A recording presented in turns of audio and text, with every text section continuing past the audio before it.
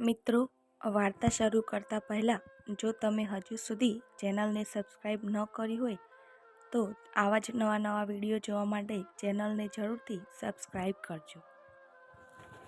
મારી માને એક જ આંખ હતી, જેને લીધે મને તેના કદરૂપા ચહેરા તરફ તીવ્ર અણગમો હતો. તે શિક્ષકો અને વિદ્યાર્થીઓ માટે ટિફિન બનાવીને ઘરનું ગુજરાન ચલાવતી.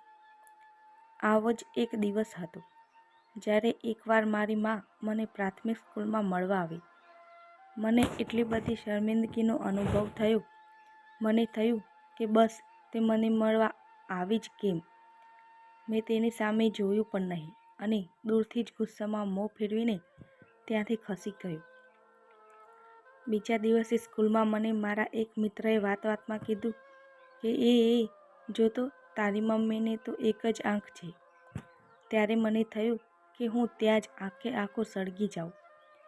મારી બસ એક જ ઈચ્છા હતી કે મારી મા ફરી કોઈ દિવસ આ બાજુ એનું કદરૂપું મોં લઈને ના આવે. અને એટલે જ કદાચ મેં તે દિવસે એને કહ્યું કે જો તું મને ખરેખર આજીવન પ્રસન્ન જોવા માંગતી હોય તો તું મરી કેમ નથી જતી. માએ મને કોઈ જવાબ ના આપ્યો. હું એ દિવસે એટલો બધો ગુસ્સામાં હતો કે મારે શું કહેવું તેનો મેં એક ક્ષણ પણ વિચાર કર્યો ન હતો. મને તેની લાગણીઓની કોઈ પરવા નહોતી. મેં એ ઘર ક્યારનું છોડી દીધું હતું, કારણ કે હું તેની સાથે એક ક્ષણ પણ રહેવા નહોતો માંગતો. મારે એની સાથે કોઈ જાતના સંબંધ રાખવા ન હતા. ધીમે ધીમે મેં અભ્યાસમાં મન પરોવીને ખૂબ જ મહેનત કરી. પરિણામે એક દિવસ મને સિંગાપુર જવાની તક મળી. એ પછી મારું લગ્ન થયું. મેં મારું પોતાનું ઘર લીધું. હું પિતા બન્યો અને આમ જ એક પછી એક સમૃદ્ધિના શિખરો ચડતું ગયું. હું મારા જીવન, મારા સંતાનો અને મારી સુખ સાહેબીથી સંતુષ્ટ હતો. અને ત્યાં જ એક દિવસ મારી મા મને શોધતી સિંગાપુર છેક મારા ઘર સુધી આવી ચડી. માએ તો મને કેટલાય વર્ષોથી જોયું નહોતું. તે તેના પૌત્ર પૌત્રીઓને પણ કદી મળી ન હતી.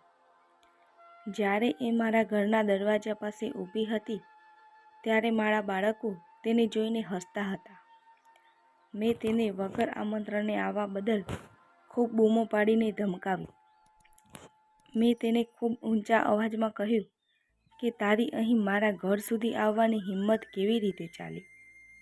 હવે તું મારા બાળકોને હેરાન કરવા આવી છે. જા, જતી રહે હમણાં જ અહીંથી. મારું આટલું બોલવા છતાં પણ મારી માતાએ ખૂબ જ શાંતિથી અને સ્વસ્થતાથી કહ્યું કે ઓહ, હું માફી ચાહું છું. મને કદાચ આ ખોટું સરનામું આપવામાં આવ્યું હોય એમ લાગે છે. અને વધારાનો એક પણ શબ્દ બોલ્યા વગર તે તરત ત્યાંથી ચાલી ગઈ. એક દિવસ હું જે સ્કૂલમાં ભણતો હતો તે સ્કૂલની કોઈ ખાસ બાબત અંગે એક મીટિંગનો પત્ર મારા સિંગાપુરના ઘરે આવ્યો. પત્નીને હું બિઝનેસના કામથી જાઉં છું એમ જુઠ્ઠું કહીને વતન આવ્યો. મીટિંગ પતી ગયા પછી માત્ર જાણકારી માટે હું મારી મા જ્યાં રહેતી હતી તે ઝૂંપડીમાં ગયો. પાડોશીએ કીધું કે એ તો મૃત્યુ પામી છે. મને આ સમાચાર સાંભળીને એક આંસુ પણ આવ્યું નહીં. તેનું કોઈ દુઃખ ન થયું. પાડોશીએ મને તેનો એક પત્ર આપ્યો જે મને પહોંચાડવાની તેની ઈચ્છા હતી. એ પત્રમાં લખ્યું હતું, વહાલા પુત્ર, હું તો બસ આખો દિવસ તારા જ વિચારો કર્યા કરતી હતી. સિંગાપુર આવીને તારા બાળકોને હેરાન કર્યા એની માટે મને માફ કરજે. તું અહીં મીટિંગ માટે આવવાનું છે એ જાણ્યું ત્યારે મને અત્યંત આનંદ થયો. પણ અફસોસ બેટા, હું તને જોવા માટે પણ પથારીમાંથી ઉઠી શકતી નથી.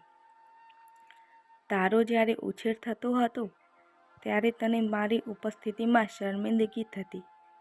એની હું આજે માફી માગું છું બેટા. તને ખબર છે, તું જ્યારે એકદમ નાનો હતો ત્યારે તારો એક અકસ્માત થયો હતો અને એમાં તે આંખ ગુમાવી હતી અને એક મા તરીકે મારાથી એ જોવાયું નહીં. હું તને એક આંખે ઉછળતું જોઉં એવી મારી હિંમત જ નહોતી, એટલે મેં મારી એક આંખ તને આપી દીધી. તું જ્યારે એ આંખથી આ જગતને જોતો ત્યારે મને તેનો અત્યંત ગર્વ થતો કે મારો પુત્ર આજે મારા બદલે મારી આંખથી આ જગતને જોઈ રહ્યો છે. બીજું તો શું કહું, મને તેનો અત્યંત ગર્વ હતો. મારા પ્રેમ સાથે, તારી મા. આ વાંચીને દીકરો ભોગ મૂકીને રડી પડ્યો. મિત્રો, સ્ટોરી ગમી હોય લાઈક કરજો, કોમેન્ટ કરજો અને પ્લીઝ ચેનલને જરૂરથી સબસ્ક્રાઈબ કરજો. આભાર.